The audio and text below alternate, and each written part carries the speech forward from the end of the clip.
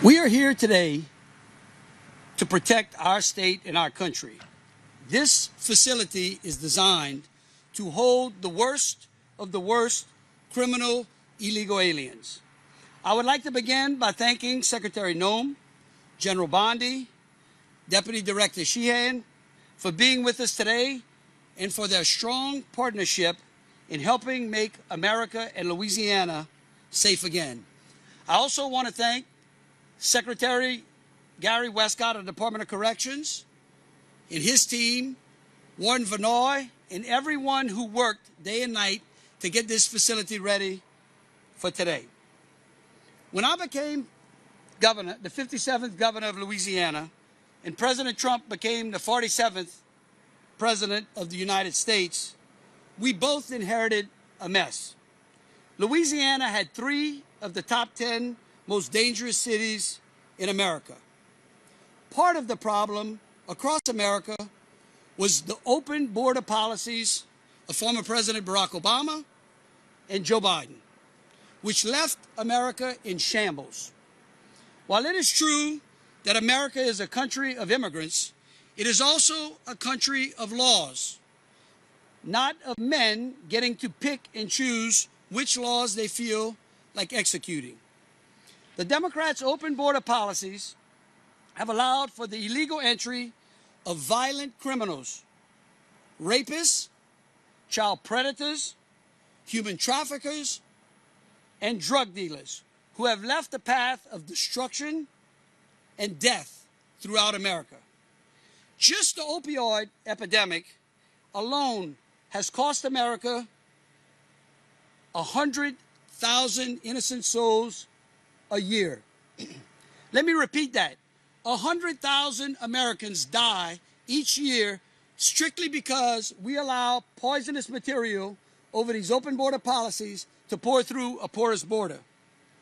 Until the election of President Trump, no one at the federal level had the courage to stand up to the violence that had gripped this nation, and I repeat, no one. What we are announcing today is not the panacea to our crime problem, but it is part and parcel of the solution. This facility is fulfilling the president's promise of making America safe again. How? By giving ICE a facility to consolidate the most violent offenders into a single deportation and holding facility. This camp was originally built here at Angola to house the most disruptive of prisoners. It was called Camp J. Over the years, it was neglected and fell into disrepair. We decided to repair it and put it back into service to help fulfill the mission of removing criminal, illegal aliens that have been causing havoc in our communities. Now let me say this again. To those who want to gaslight the public that this facility is designed to hold criminal, illegal aliens, the worst of the worst. If you don't think that they belong in somewhere like this, you got a problem. Angola is the largest maximum security prison in the country, with 18,000 acres bordered by the Mississippi River, swamps filled with alligators, and forests filled with bears. Nobody really wants to leave the place. The idea is to consolidate the worst of the worst criminal illegal aliens, gang members, rapists, drug dealers, human smugglers that have no place in this country. For those of you who don't know, I'm a former law enforcement officer. I actually worked in a jail. The idea is to prevent those worst of the worst criminal illegal aliens from continuing their criminal activities inside a criminal civil population. By congregating them here, we actually secure America. This camp will hold 208 criminal illegal aliens by mid-September, 51 of whom are here today. And we will have the capacity to hold over 400 in the next few months. Now, I know you all in the media will attempt to have a field day with this facility, and you will try to find everything wrong with our operation in an effort to make those who broke the law in some of the most violent ways victims. I want you to know that that path only continues to lead us to the hug-a-thug policies that handcuff our police instead of the criminals and have led to the violence across this country. However, I would ask the media, I would plead with you all, why don't you focus on the real victims, like the young boys who were molested in Kenner, Louisiana by an illegal from Honduras, or the 13-year-old little girl who was kidnapped and raped last year. Or how about Mark Dean, a 48-year-old WGNO TV producer who was killed due to the reckless driving of another illegal. Or the young Nichols female student who was randomly attacked with a hammer outside of St. Thomas's Church. These are just a few of the stories that highlight what is playing out all across America because of the Democrats' open border policies. When we allow our country to be overrun by those who have no respect for our laws or way of life, American families suffer and our communities crumble. I have said countless times that I don't know anyone who has a house without a front door. And so you don't have a country without borders. It's so refreshing to have a president and a cabinet, like the lady standing behind me, who empower law enforcement to do their jobs, to provide American families the safety they have long wanted, and finally puts America and her people first. That is why today I'm proud to stand alongside Secretary Noem, General Bondi, Deputy Director Sheehan, as we announce the opening of the Louisiana lockup, which will house the worst of the worst illegal criminal aliens. And now I would like to turn it over to my great friend, former governor, and now the Secretary of Homeland Security, Kristi Noem. Good afternoon. Today we're here at this legendary Angola prison to announce an agreement between the United States of America and the great state of Louisiana. There has never been an agreement like this one before. And it is here today at this place because President Trump has selected and built relationships with leaders across this country that don't complain about things, they fix them. And when we called up Governor Landry and told him about our need for detention space and our need to have a place where we can house some of the violent, criminal, illegal aliens that are out there perpetuating horrific activities against the families in this country, he offered us a solution. He offered us a space that we could house these dangerous criminals and make sure that they were never able to harm another child or family member in this country ever again. I want to thank Governor Landry for hosting us. I also want to thank our great Attorney General Pam Bondi for her willingness to consistently work tirelessly to make sure she's defending our laws and she's out there fighting for people that they have an opportunity to live the American dream. She's been strong, she's been hardworking, and she's been fair. She recognizes that the scales of justice apply equally to everyone and that criminal illegal aliens have no place in this country. I also want to thank our Deputy Director, Madison Sheehan, for all of her leadership as well at ICE. She has been fantastic in helping us come up with solutions like the one you see in front of you today to ensure that these criminals are never let go in the United States of America again. And then we also have other leaders that we're grateful for, the warden, the Department of Corrections and Public Safety. Leaders here in this state have been absolutely wonderful in what they've done to put together this opportunity to open up today the Louisiana lockup. Our one cell block here, as Governor Landry referenced before, called Camp J, has been now repurposed into an ICE detention facility. But not just a typical ICE detention facility that you may see in another state somewhere else in this country. Instead, this facility will hold the most dangerous of criminals that have been out there harming individuals in this country. It will be high-risk alien individuals and criminals, and here are a few of the examples of those individuals that are being moved or are already here today. Omar Martinez Garcia, a 39-year-old citizen of Mexico. His criminal history includes a conviction for homicide, second-degree murder, and he was sentenced to 16 years in prison. We have Rafael Ojeda Acosta, a 70-year-old Cuban man who was convicted of rape with a weapon and forcible sodomy. He was sentenced to 60 years in prison, and he will be living here from now on.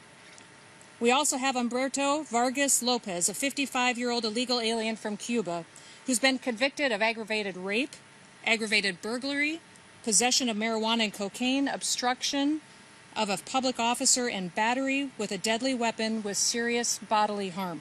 Altogether, he was sentenced to 29 years in prison.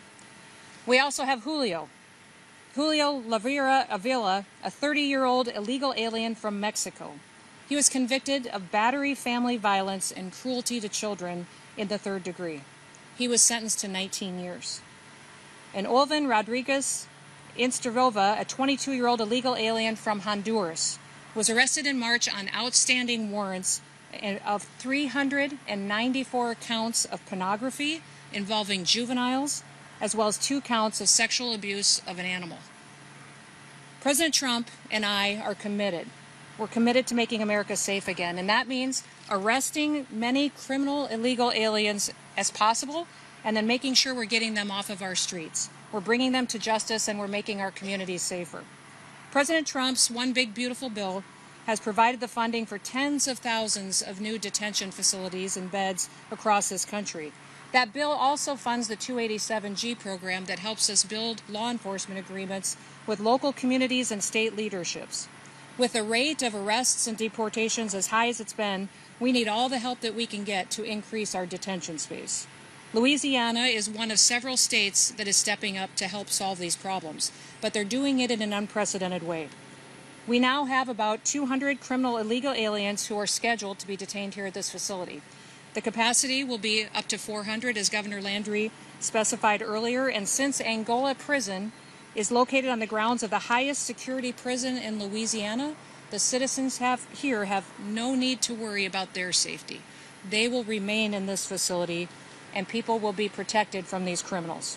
So I want to thank you and all of you who care about this country and understand that this president is working every single day to address the crime, address the violence in our cities and our communities, and is bringing people to justice and deporting people out of this country who shouldn't be here. I want to thank Governor Landry for his leadership. He declared an emergency back in July in order to start forming partnerships with us to solve these problems.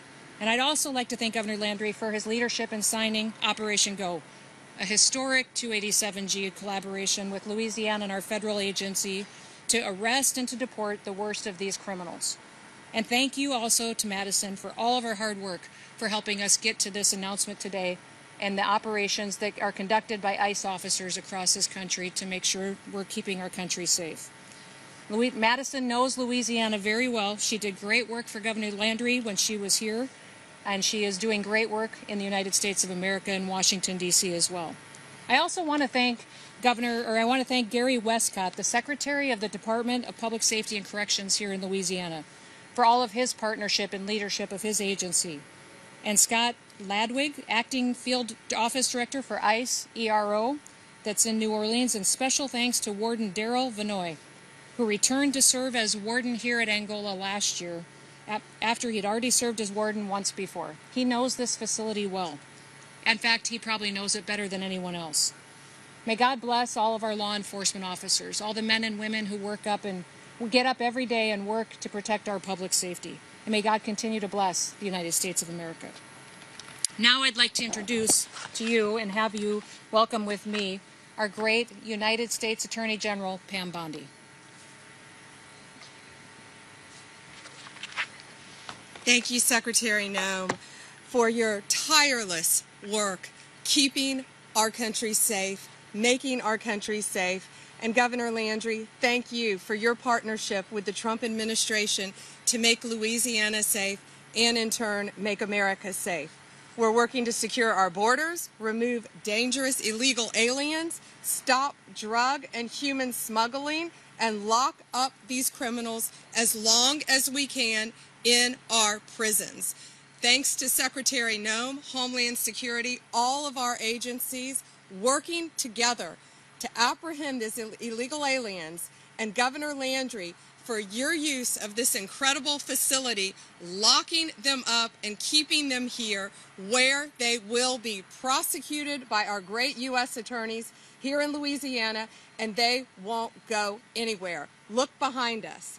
Louisiana, you're going to be an example for the rest of this country. Thank you. We've been working together on Operation Viper, a joint effort between Louisiana law enforcement and the Justice Department's FBI, DEA, ATF, and U.S. Marshals to disrupt the illegal criminal drug organizations here in Louisiana. Over a 3-week span, we got 140 violent criminals arrested, more than 100 firearms seized, $250,000 in cash, fentanyl, meth, cocaine taken off the streets as a result of everyone working together. The Middle District of Louisiana, 52 federal indictments, 68 defendants. Eastern District of Louisiana, dozens of kilos of fentanyl seized and other deadly drugs linked to CJNG and Sinaloa cartels. They have been seized. Our U.S. attorneys have charged nearly 100 defendants with illegal immigration offenses, and now we have a place to house them all. One example, Miguel Dominguez, who came here illegally from Honduras. In June, he entered our country. He entered a plea in June with 4 counts, one including a firearms charge and illegally distributing cocaine throughout Louisiana. He entered a plea, he will be sentenced, and he will serve his sentence in our country in an American prison because he was committing crimes against Americans. As part of Louisiana's Operation Go, it is a national model for states seeking to protect their citizens. We're going after gang members, human traffickers, drug dealers, and other violent illegal aliens, all working hand in hand. And Secretary Noem, again, thank you for everything you're doing, and Madison, to take all of these illegal criminals off the streets, and we will do everything in our power to prosecute them. And Governor Landry, thank you for working hand in hand with all of our federal agencies, because it takes all of us working together, and that's what Donald Trump has always said, to make America safe again. Thank you all.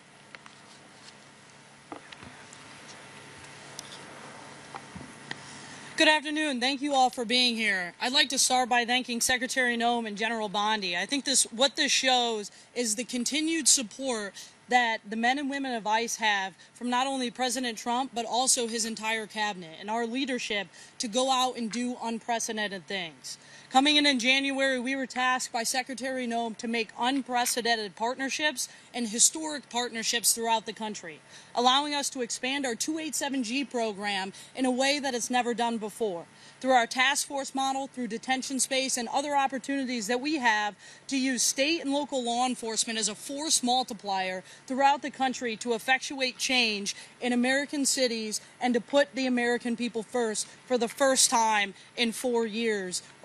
And we are proud to be able to stand here and partner with Governor Landry. Governor Landry is a dear friend of mine, and when he called and asked to be able to be a part of the mission that ICE was on, we were able to work together to construct Operation Go, a historic agreement to expand the 287G program using the Louisiana State Police and the other Louisiana law enforcement agencies, as well as do we expand into detention space and other opportunities that we have as the men and women of ICE. This is just one prime example of the success that we've been able to have. Just yesterday, we worked with the Louisiana State Police and the Louisiana National Guard to move 51 of the worst alien criminals that we have arrested throughout the country into the facility behind me, including 9 of which who were removed from facilities in the state of Louisiana that have wreaked havoc on the people of Louisiana and the American people.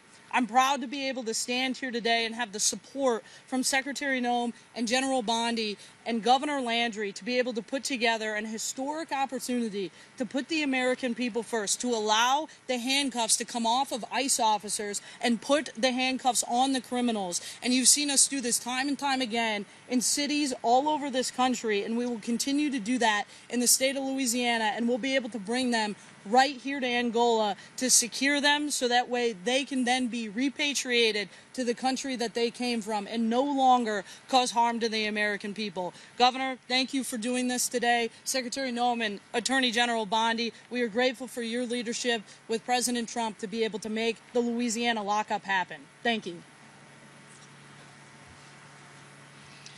In closing, I want to thank the President for appointing such unbelievable women warrior leaders like those standing behind me, who have compassion for American families whose communities have continued to crumble under the violence that has plagued this nation over the past decade or so. I also would like to thank the people of Louisiana for giving me an opportunity to make Louisiana a safe place, a prosperous place, where you want to come and raise a family. Because I always said in Louisiana that hospitality may have been born in the South, but it was perfected in Louisiana. And we want people to come to Louisiana and know that it's a safe place. Thank you. With that, we'll take any questions. We'll go from left to right. Yes, good afternoon to all of you. I'm Cesar Munoz from Jambalaya News Hispanic Radio. When you say the worst of the worst, are those the ones that are incarcerated here now, or are you going to bring in from other parts of the country? We will take whatever ICE sends us as they go through their roster of some of the worst criminal illegal aliens. How much is the federal government paying Louisiana to host the detention center, and are they paying to renovate the camp as well? Look, here's what I'll tell you. This camp was renovated and will be operated at a fraction of the cost of other camps around the nation. That was the instructions by the President.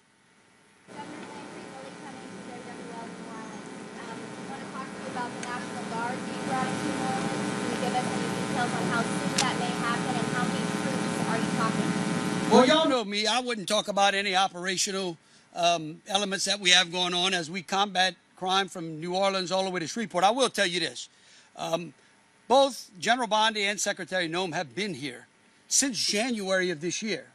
Remember, both of them visited New Orleans during that awful terrorist attack on New Year's Day. We don't talk about operations that are ongoing. We only deliver the results after. Thank you. Governor, how long did it take to transform this facility into Louisiana lockup? What was the work that was required to do that? And are there any plans to build another facility like this one in the state of Louisiana? Well, look, right now I'll tell you that Warden Vanoy and his group here and our staff over at the governor's office worked day and night probably for over 30 or 45 days putting this thing together because we needed a place like this as fast as we could. The country needs a place where we can consolidate these violent, illegal, criminal aliens. We're going to ramp this place up to about over 400 in the next few months. And then we will wait and see what ICE may have for us later. Governor, when you say worst of the worst, is that based off of allegations or convictions? And what will their day-to-day life look like? Will it be similar to the inmates at Unveil? Well, what would you expect of those who commit some of the worst their daylight to be? What is the day life of the victims, of their victims? At least think about that. I can promise you this, that their day here is better than the day in walking in the footsteps of some of their victims, many of whom are no longer on this earth. NBC on behalf of the pool, what are the detention standards at this facility? I know just bouncing off of that, is this an ICE facility, a state facility? If it's not going to be an ICE facility, will these inmates have access to attorneys? All of the procedures that we will be following here will be based upon ICE's procedures. Oh, you want to? Yeah, sure. So this facility will meet all of ICE's standards, including our standards to have attorneys available, and we have hearing rooms to be able to meet with your attorney as well as see an immigration judge. With Department of Justice. We also have the law library in this facility, just like every other ICE facility. This is a model for the country of what ICE is expecting from our partners, and that's exactly what we have here. You can walk into any ICE facility right now, and you're going to see the same exact standards, and they're going to be met throughout the country, just as Governor Landry did. Governor, any concerns about mixing the populations here with the normal population of Angola, or they're just going to be completely separate? Oh, no. There's no mixing over here. All of the camps are completely isolated from one another. And so this camp will completely be isolated from the criminal civil population. What is the cost that the state is incurring for the renovations and the operations of this facility, and will any of it be reimbursed by the federal government? I can promise you this facility will operate in the black at a fraction of the cost that others have done. That was the instructions I got from the White House. Who will be running the day-to-day operations of the facility, and is it still set up for solitary confinement? The contract is between ICE and the Department of Corrections and GOSEP, and we will have ICE contractors that will help us run the day-to-day activities. Was the choice, every headline about this Angola calls it notorious. Was the decision to choose such a prison with such a reputation deliberate to make people want to self-deport? Yeah, I'll speak to that. Absolutely. There's consequences for breaking the law in this country now. The law will be applied, and that's what President Trump is doing that's so refreshing and so different from the Biden administration. The Biden administration prioritized illegal criminals ahead of American citizens, and that's not going to happen anymore. So absolutely, the most powerful thing that has convinced people to self-deport was our showing on commercials and on videos of the consequences of breaking the law in this country now. How criminals that come in here and rape people, murder people, that they will face justice and that they will face consequences and they will have to leave the United States and they'll never walk free in our streets again. So absolutely, this is a facility that's notorious. It's a facility. Angola prison is legendary, but that's a message that these individuals that are going to be here that are illegal criminals need to understand, is that if you come into this country and you victimize someone, if you take away their child forever, if you traffic drugs and kill our next generation of Americans, and if you traffic our children and men and women, absolutely there's consequences. You're going to end up here. You're going to end up here because we're going to throw the book at you and everything else that we have until you're out of this country, and you no longer have the right to be free and no longer have the right to be in the United States of America. Yes, sir. Hey, so is Governor, is this going to be a place for men and women? How is that going to go? No, there will only be males here. Okay, so where are the women violence centers going to go? Oh, that's a great idea. After this press conference, I'll talk about that with Secretary Noem and Deputy Director Sheehan. Great idea. Governor, crime in New Orleans is down historically. A, are National Guard troops really necessary? And if so, why weren't they sent in earlier? Look, here's what I will tell you. President Trump is focused on getting control of our cities, but not doing it the way past presidents and other administrations have done, where it's temporary. What he wants to see is permanent safety for Americans. He wants our families to be able to grow up in neighborhoods under which they can allow their children to go about their business on the sidewalks and enjoy the playgrounds and not worry about bullets flying around in neighborhoods. Only one question. Sorry. Next question. Governor, question for you. Is the new immigration court that's being put up in Baton Rouge a result of this? No, that facility is an expansion. Look, the men and women of ICE are arresting people at historic numbers. And so we work with the Department of Justice and the General's team every day to make sure that we have adequate space to allow all the criminals that we're arresting to go through the proper immigration hearing process, to receive their due process, and then eventually be repatriated to their home country. And in places we have to expand. We're working beside Louisiana State Police. We've seen historic numbers of arrests through 287G program, and it's time to expand a lot of our facilities, and at the direction of the Secretary and with the help of the DOJ, we will continue to do that. Can you elaborate on the deportations after they meet with the immigration court judge here? Yes, after an alien has been arrested and they start immigration proceedings, and I think the thing everyone should remember is oftentimes the folks that we are targeting are people with executable final orders, and so most of them already have been issued an order by an immigration judge to leave this country. If they are a criminal alien and they have not gone through that process, they will go through the immigration hearing process and then ultimately be repatriated to their country and be removed as quickly as possible. The folks that are in this facility have committed heinous crimes. They're going through the immigration hearing process and then ultimately will be removed pending the judge's decision.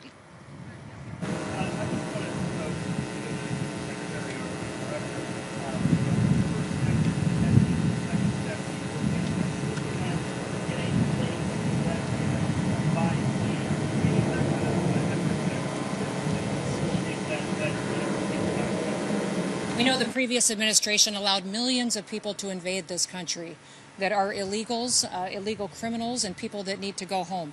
Listen, if people wait until we detain them and have to remove them ourselves, they will never come back to the United States of America. That's why we're encouraging people who are in this country illegally to leave now.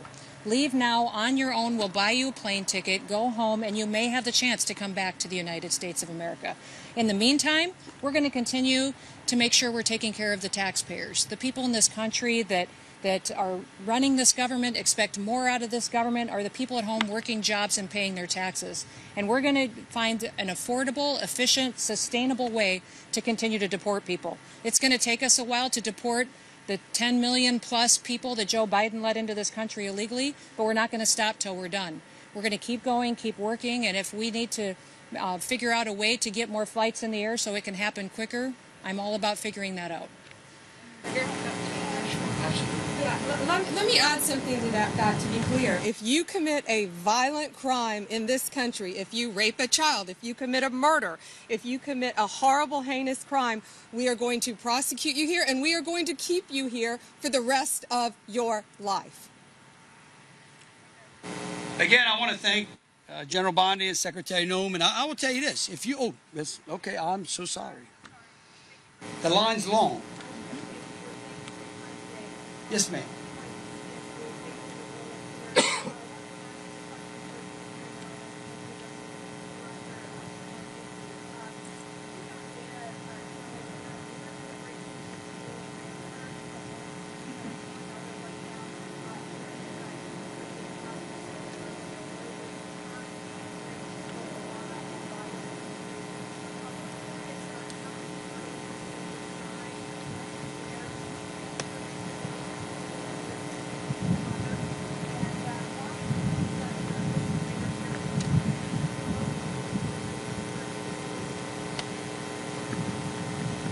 I'll say a few things and then I'll let Deputy Director Sheehan answer as well.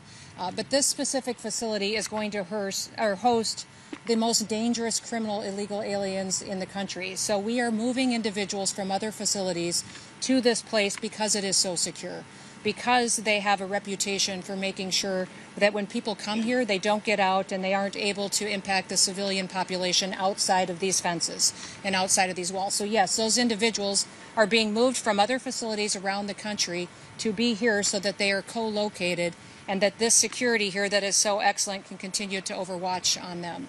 I would say that we move people to other detention facilities for logistics, based on what country they're being repatriated home to, where flights are going, what we need to do to build efficiencies, and we will continue to do that as we need to deport people out of the country and to take them back home.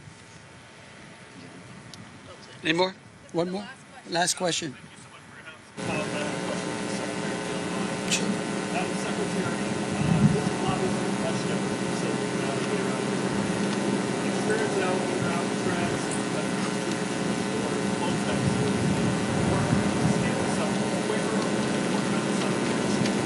This has been on track. We've been working with the governor of Louisiana here for a long time, talking about this and seeing what we could do to put a presence here in Louisiana beyond what we already had. It's a different facility than Alligator Alcatraz. And listen, we're going to comply with judges' orders, but we're going to continue to appeal those decisions because we believe that was an activist judge who made a wrong decision. And we're going to continue to build partnerships with states and with local law enforcement because we find that the standards that are being met, our federal detention standards, are excellent. These states are making decisions that are good run facilities that are also more accountable, lower cost, and are responsive. They can be shorter term contracts and they can be very, moved place to place based on where the need is as far as where we're returning people home to. Again, I want to thank the President. I want to thank Secretary Noem. I want to thank General Bondi. And as she said, regardless of whether you're in the country conducting criminal, illegal activity, or you are an American conducting violent criminal activity, if you do it in Louisiana, they are going to be working with me to put you in a jail just like this.